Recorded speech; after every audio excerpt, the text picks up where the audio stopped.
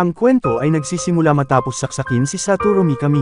Nagising siya sa isang kuweba sa isang hindi pamilyar na mundo ng pantasya upang matuklasan na siya ay muling nagkatawang tao bilang isang slime na nagtataglay ng iba't ibang mga kasanayan na nabuo mula sa kanyang huling mga iniisip bago ang kamatayan. Habang ginagalugad ang kuweba, nakakakuha ng mga bagong kasanayan sa tulong ng isang great sage na naninirahan sa kanyang isipan.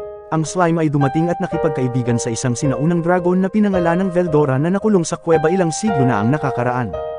Ang slime na binigyan ng bagong pangalan na Rimuru Tempest ay tumulong kay Veldora na makahanap ng paraan para masira ang kanyang seal sa pamamagitan ng paggamit ng kanyang predator skill upang lamunin siya sa loob ng kanyang katawan at pag-aralan ito mula sa magkabilang panig. Pagkatapos makakuha ng ilang higit pang mga kasanayan mula sa paglunok ng iba pang mga nilalang, si Rimuru ay nakahanap ng paraan para makalabas sa kuweba matapos buksan ng isang grupo ng mga taong adventurer ang pasukan. Pagkatapos ay nakatagpo ni Rimuru ang isang grupo ng mga goblin na humihingi ng kanyang tulong laban sa grupo ng mga malagim na lobo. Sa pakikipagtulungan sa mga goblin, nakipaglaban si Rimuru sa mga kakilakilabot na lobo at pinatay ang kanilang pinuno na pinipilit silang sumuko. Sa pagkumbinsi sa mga goblins at ang mga lobo na mamuhay ng magkaisa, binigyan silang lahat ni Rimuru ng mga pangalan ngunit pagkatapos ay nawalan siya ng malay sa loob ng 3 araw dahil sa sobrang paggamit ng magic. Nang magising si Rimuru, natuklasan niya ang mga pangalan na ibinigay niya sa mga goblins at mga kakilakilabot na lobo na naging sanhi sa kanilang lahat upang mag-evolve. Napagtanto na ang mga goblins ay walang kasanayan sa paggawa ng mga bahay at damit, si Rimuru at isang maliit na grupo ay pumunta sa bayan ng Dworgen upang humingi ng tulong sa mga dwarf artisan. Pagdating sa Dworgen kasama si Gobita na isang goblin, si Rimuru ay nakipag-away sa ilang mga kriminal at itinapon sa kulungan. Sa kalaunan ay pinalaya si Rimuru pagkatapos niyang bigyan ng mga bantay ng potion at ipinakilala sa panday na nagngangalang Kojin. Gamit ang magic steel ore na nakalap niya sa mga kuweba, tinulungan ni Rimuru si Kojin na tuparin ang isang order ng mga espada bilang kapalit ng kanyang tulong sa pagbibigay ng mga artisan para sa Goblin Village. Habang nagdiwang si Rimuru at ang mga dwarf sa isang elf bar, may papalapit na isang imahe. Nagpa siya ang isang manghuhula na elf na hulaan ang nakatadhana kay Rimuru, na ipinakita sa kanya ang isang pangitain ng isang batang babae na humiwalay sa kanyang pamilya. Nang dumating si Vesta, ang ministro na nag-utos na gawin ang mga espada at pinahiya si Rimuru, kaya sinuntok siya ni Kojin na nagresulta sa pag-aresto sa kanila. Sa panahon ng paglilitis, ang bayaning hari na si Guzzle Dwargo na may nakaraan kasama si Kojin ay ipinatapon siya at ang kanyang mga tauhan na sumali kay Rimuru bilang kanyang pangkat ng mga artisan. Matapos ding ipatapon si Vesta para sa kanyang hindi tapat na mga aksyon, napansin ni Guzzle ang mga koneksyon ni Rimuru kay Veldora, kaya nagpadala siya ng isang ninja upang sundan sila. Ang grupo ng mga adventurer na nakatuklas sa pagkawala ni Veldora sa kuweba, sina Eren, Cavill at Guido ay inutusan ng isang guildmaster na imbestigahan ang kagubatan. Isang babaeng nakamaskara na nagngangalang Shizu ang humiling na sumama sa kanila. Nang napunta sila sa isang bulo, iniligtas sila ni Rimuru na nakilala si Shizu mula sa hula ng elf. Habang isiniwalat ni Shizu na ipinatawag siya sa mundong ito mula sa Japan noong panahon ng digmaan, ibinahagi ni Rimuru ang ilan sa kanyang mga alaala ng isang modernong mapayapang Japan. Gayunpaman, ang hindi alam ni Rimuru na ang summoner ni Shizu ay ang hari ng demonyo na si Leon Cromwell, ay ginawa siyang vessel of the fire spirit na si Efrit. Naalala ni Shizu ang dalamhati na naramdaman niya nang patayin ni Efrit sa loob niya ang kanyang kaibigan matapos na ituring siyang kaaway.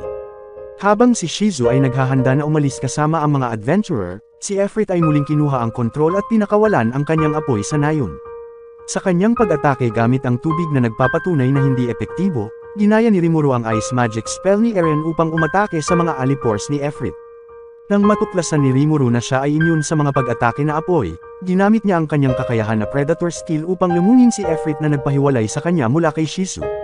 Sinabi ni Shizu kay Rimuru ang tungkol sa isang taong kilala bilang bayani, na kinuha siya at ipinakita sa kanya ang tamang landas bago misteryosong mawala. Naramdaman ni Shizu ang kanyang buhay na magwawakas, hindi nagnanais na manatili ang kanyang katawan sa mundong ito, kaya hiniling kay Rimuru na kainin siya na nagbibigay sa kanya ng kakayahang kumuha ng anyo ng tao. Habang naghahanap si Rimuru ng impormasyon tungkol kay Leon upang may parating sa kanya ang mga huling salita ni Shizu, isang lalaking nakamaskara na nagngangalang Gelmod ang nag-recruit ng isang orc na pinangalanan niyang Geld na may layuning magdulot ng isang malaking sakuna ng orc sa kagubatan. Habang nakikilala ni Rimuru ang kanyang sarili sa anyo at kakayahan na minana niya kay Shizu, ang mga goblins ay inaatake ng isang grupo ng mga ogres na nagsasabing si Rimuru ay nagmamanipula sa mga orc upang salakayin ang kanilang nayon. Pagkatapos ipakita ang isang kapangyarihan, pinamamahalaan ni Rimuru na sabihan ang mga ogres na hindi siya ang kanilang kaaway, at inanyayahan sila sa nayo ng goblin upang pag-usapan ang mga bagay-bagay. Nang malaman na ang mga orc na sumalakay sa Ogre Village ay pinamumunuan ng isang nakamaskara na Magian, iminungkahi ni Rimuru na sumali ang mga ogres sa kanya bilang kanyang mga subordinate. Pagsang-ayon sa isang pansamantalang alyansa hanggang sa matalo ang mga orc, pinangalanan ni Rimuru ang mga ogres ng Benimaru, Shuna, Shiyun, Hakuro, Sowi, at Korobi, na nag-evolve sa mga Kijin. Samantala, ang pinuno ng mga lizardmen na nakaramdam ng isang orc lord na kumokontrol sa libu-libong orc na papunta sa kanila, ipinadala ang kanyang anak na si Gabiro upang humingi ng tulong sa mga goblin. Ilang araw na ang nakalipas mula noong sumali si Benimaru at ang iba pang mga ogres kay Rimuru. Dumating si Gabiro sa nayo ni Rimuru upang subukan at kunin ang lahat na maglingkod sa ilalim niya para labanan ang mga orc. Si Gobita ay ipinadala sa duel laban kay Gabiro na tinalo niya ng mabilis gamit ang mga kasanayang natutunan niya at pinilit ang mga lizardmen na umatras. Nang maglaon, nilapitan si Rimuru ng isang dryad na nagngangalang trainee na humiling sa kanya na talunin ang Orc Lord. Ipinaliwanag ni trainee na ang Orc Lord ay gumamit ng kakaibang kasanayan para magutom ang mga orc na nagdulot sa kanila ng patuloy na pagnanasa ng kabuhayan, pag-aalipusta, at kahit ang pagkain sa kanilang sarili upang makakuha ng higit na kapangyarihan. Pagtanggap sa kahilingan ni trainee, ipinadala ni Rimuru si Sowi upang makipag-ayos sa mga lizardmen para sa isang alyansa.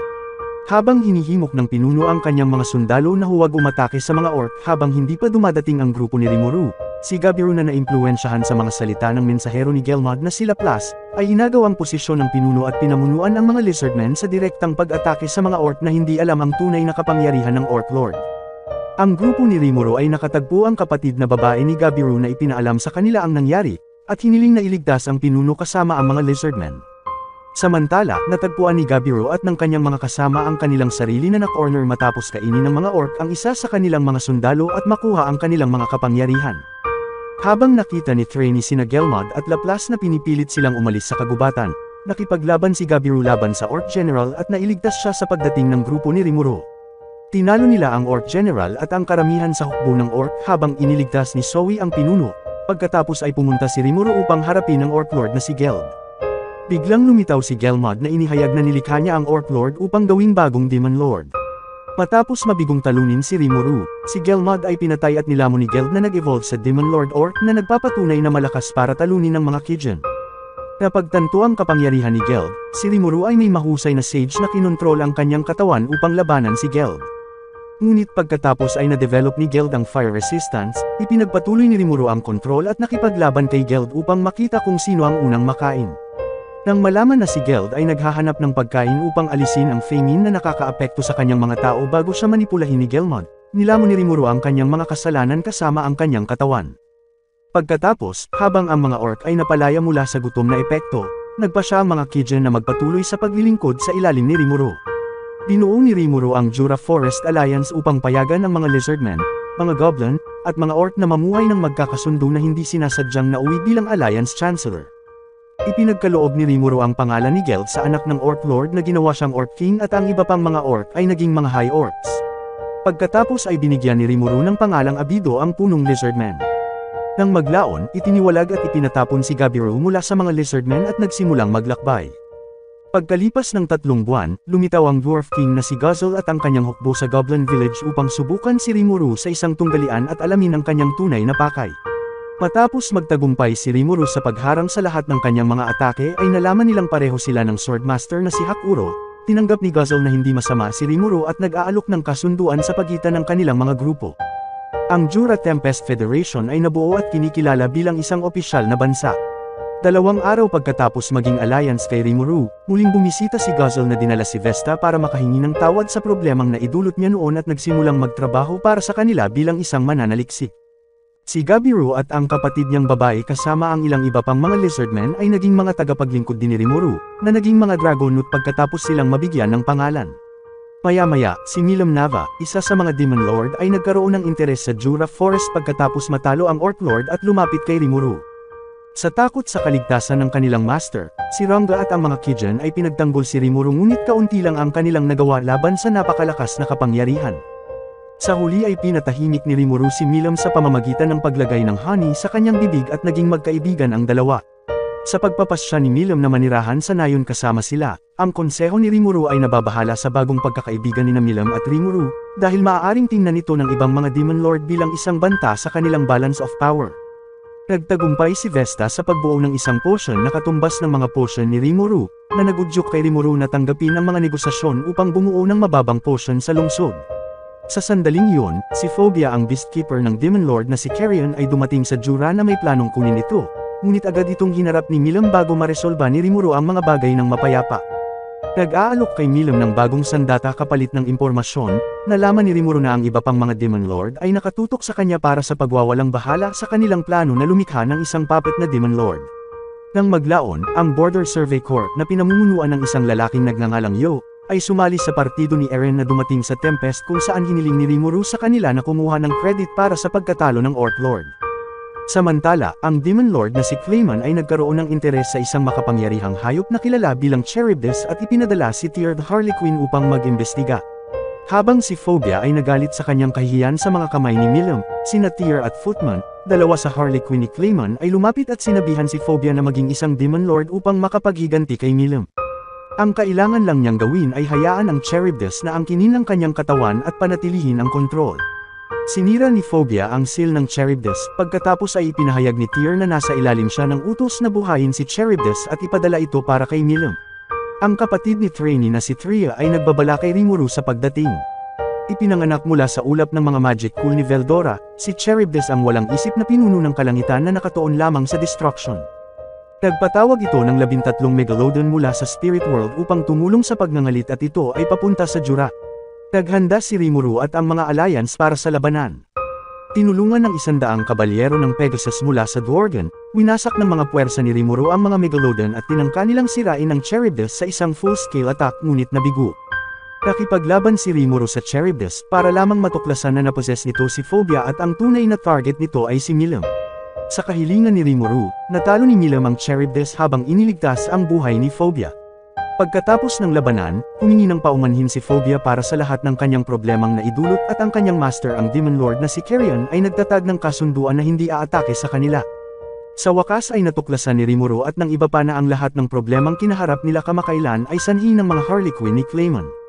Ipinagdiriwang ng lungsod ang tagumpay nito sa pamamagitan ng pagkain sa Megalodon. Nang gabing iyon ay nanaginip si Rimuru tungkol sa panghihinayang ni Shizu sa hindi niya pagtulong sa kanyang mga estudyante, 5 bata na dinala sa mundong ito.